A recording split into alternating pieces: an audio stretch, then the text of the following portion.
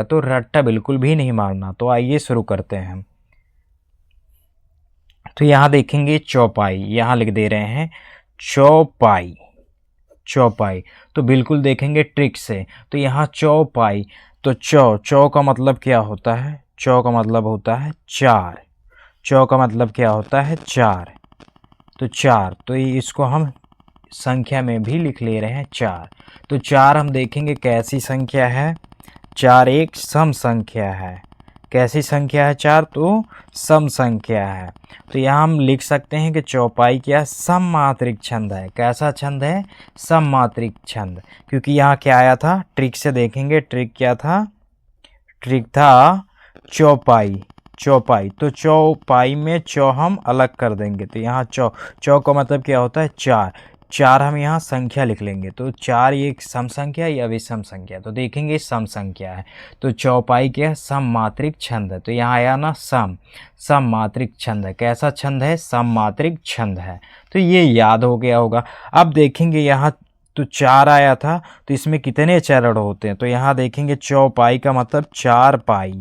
तो चार पाई में देखेंगे कितने पैर होते हैं?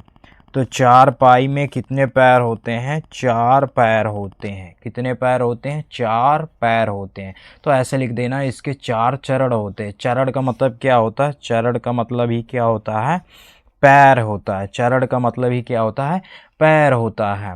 तो इस तरीके से बना के लिख देना है कि इसके, तो यहाँ देखेंगे ये चार पाई है। क्या है? चार पाई। तो चौपाई को हम चौपाई ना पढ़ के क्या पढ़ेंगे? चार पाई। तो चार पाई, तो एक दो तीन चार, कितने चरण होते हैं? कितने पैर होते हैं? चरण का मतलब क्या होता है? पैर। तो कितने, चार पाई कितने पैर होते हैं? तो चार। एक दो तीन चार, चार चरण होते हैं। तो लिख देना है इसके चार चरण होते हैं। चौपाई कितने चरण होते हैं? चार। और प्रत्येक चरण में, तो ध्यान दीजिएगा, यहाँ हमें क्या करना है? चार है, तो चार का क्या कर देना है? वर्ग। वर्ग करेंगे, कौन सी संख्या आएगा? 16 आएगा। तो 16, तो इसमें प्रत्येक चरण में यानी सभी का हम वर्ग कर देंगे तो कितना आ जाएगा?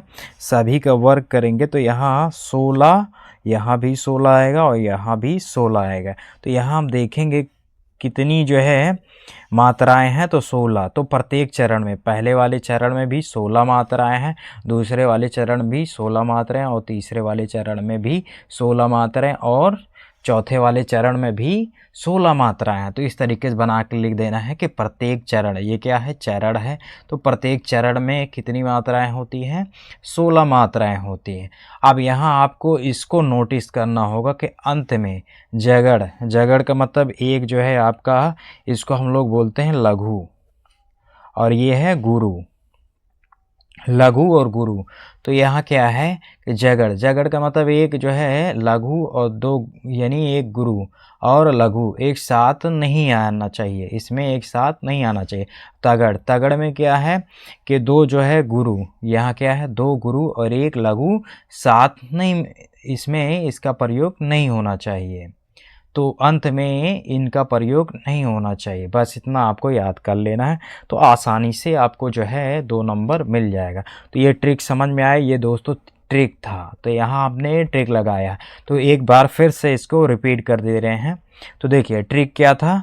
तो यहाँ चौपाई, चौपाई को तोड़ेंगे तो चौ हो जाएगा, यानी चौ, चौ का मतलब होता है चार।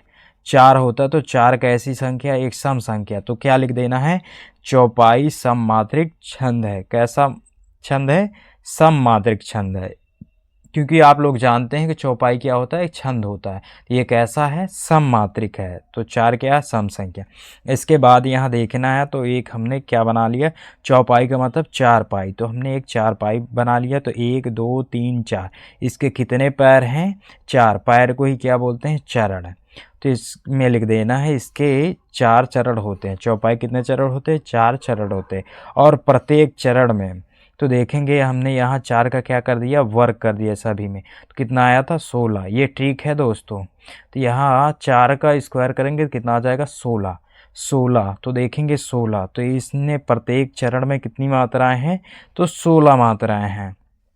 तो लिखना है प्रत्येक चरण में 16 मात्राएं होती हैं। अब यहाँ इस पॉइंट को आपको याद कर लेना है कि अंत में जो है दो यानी एक लघु के बाद एक गुरु, गुरु के बाद एक लघु साथ में नहीं होना चाहिए, यानी अंत में इसका प्रयोग नहीं होना चाहिए। और फिर तगड़ में याद कर लेना है कि जो है यहाँ क्या है, दो गुरु और एक लघु साथ में नहीं होना चाहिए, इसका प्रयोग वो यानी जो है अंत में इसका प्रयोग नहीं होना चाहिए। अब देख लेते हैं एग्जाम्पल।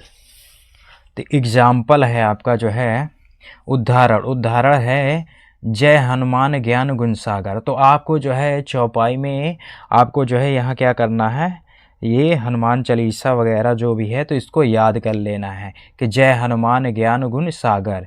तो यहाँ देखेंगे जय हनुमान ज्ञान गुण सागर सभी को याद होगा लगभग।